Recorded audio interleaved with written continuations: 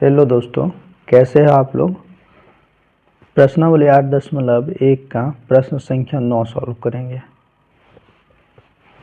त्रिभुज ABC में जिसका कोण B समकोण है, यदि tan A बराबर 1/√3 तो निम्नलिखित के मान ज्ञात कीजिए।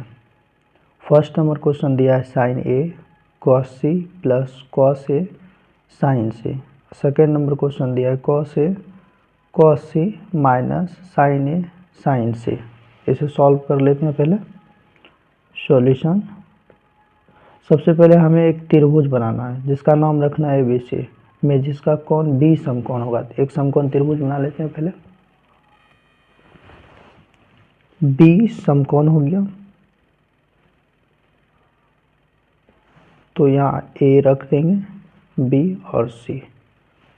तो त्रिभुज ABC में जिसका कोण B समकोण है, यदि tan A बराबर 1/√3 यानी tan A, थीटा A को बोला जा रहा है, तो BC लंब, AB आधार हो जाएगा और AC कर्ण होगा। और हमें पता है कि tan थीटा का सूत्र लंब बटे आधार होता है। तो लंब हो गया इसमें BC, यानी BC का मान 1 हो गया। आधार यानी AB का मान हो गया √3। तो हमें AC निकाल लेना है।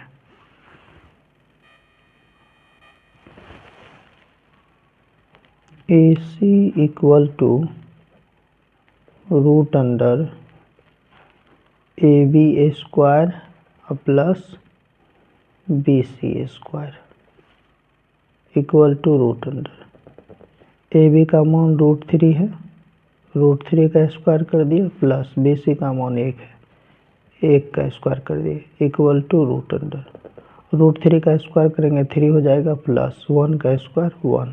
इन दोनों को जोड़ेंगे तो √4, और √4 यानी इसका वर्गमूल निकालेंगे तो 2 निकलेगा। AC निकल गया, AC आ गया 2। इसमें से पहला सवाल देख लेते हैं। sin A cos C plus cos A और sin C। तो sin A यानी थीटा A को बनाया गया, तो लंब आधार कर्ण जो है यही रहेगा। sin थीटा का सूत्र देख लेते हैं। sin थीटा का सूत्र हो गया लंब बटे कर्ण। तो लंब है इसमें BC और कर्ण है AC, गुना है, गुना करा दिया। अब इसमें देखना है cos C, यानी थीटा बनेगा C। अगर थीटा AC बना तो AB लंब, BC आधार और AC कर्ण हो गया। और cos थीटा का सूत्र होता है आधार बटे कर्ण। तो आधार है इसमें AB और कर्ण है AC, प्लस से प्लस कर दिए। cos A, थीटा A को बनाएंगे तो BC लंब, AB आधार, AC कर्ण, सेम ये आधार बटे कर्ण। तो आधार फिर हो जाएगा AB और कर्ण हो जाएगा AC। सॉरी, यहाँ मिस्टेक हो गया। कौन सी है ना, C को अगर थीटा बनाते तो AB लंब होता है, BC आधार होगा, तो यहाँ BC होता, BC बटे AC, ये सही है। फिर गुना है, गुना करा दिया।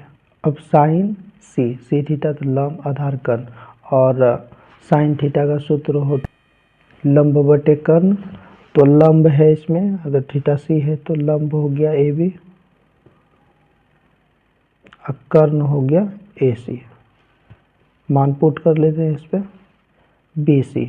BC का मान 1 है बटे AC का मान 2 है, गुना है, गुना करा दिए।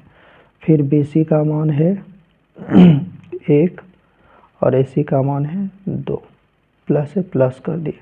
AB का मान है √3 बटे AC का मान 2 है, फिर गुना, AB का मान √3 और AC का मान 2 हो गया। तो 1 गुना 1 करेंगे, 1 होगा, बटे 2 गुना 2, 2 दूना 4, प्लस है, प्लस करा दिए। √3 गुना √3 करेंगे, 3 होगा, बटे 2 गुना 2 4, ये भी इनका जोड़ बन गया।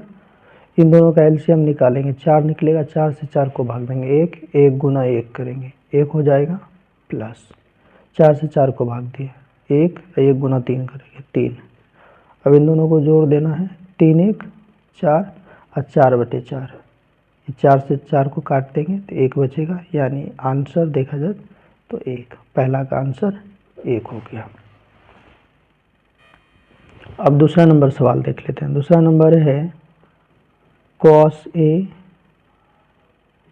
cos C minus sine A और साइन C। अब इसे सॉल्व कर लेते हैं।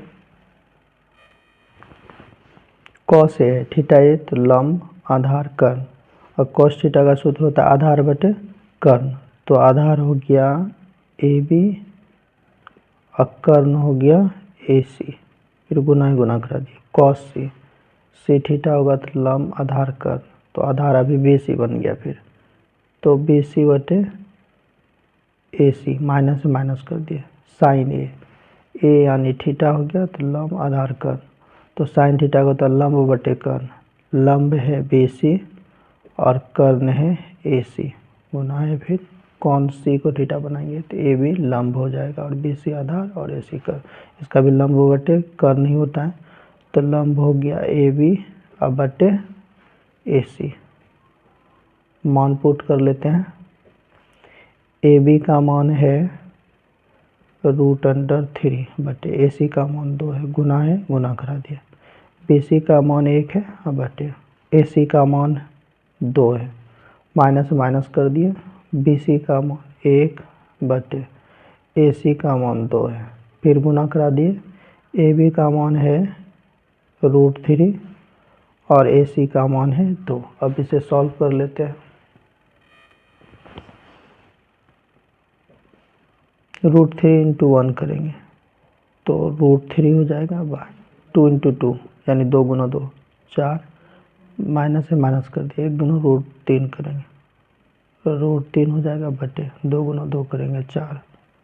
अगर देखा जाए तो एक को प्लस में को माइनस में, दोनों ऐसे कट जाता है, तो आंसर इसका 0 आ जाता है। उम्मीद करते हैं आप लोग समझ चुके होंगे।